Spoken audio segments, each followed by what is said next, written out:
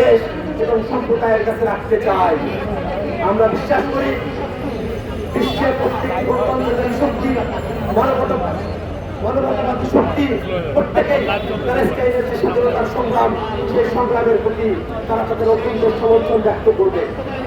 বন্ধুরা আমার, আমরা বাংলাদেশের প্রেক্ষাপটে বলতে চাই, যতদিন পর্যন্ত প্যালেস্টাইনের স্বাধীনতা না আসে, প্যালেস্টাইনকে স্বাধীন রাষ্ট্র হিসেবে স্বীকৃতি না দেওয়া হয়, প্যালেস্টাইনের মানুষেরা গণহত্যা থেকে মুক্তি না পায়, ততদিন পর্যন্ত আমাদের স্বাধীনতার শপথ ইসরায়েলের সাথে বাংলাদেশের কোনো বন্ধুত্ব হতে পারে না।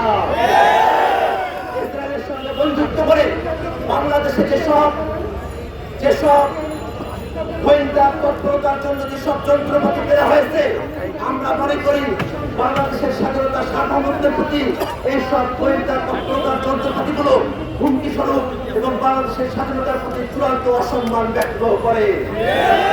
গোপনে হোক আর প্রকাশ্যে হোক, অতীতে সরকার ইসরায়েলের সঙ্গে যে ধরনের চুক্তি করে থাকুক না কেন, যে ধরনের বাংলাদেশ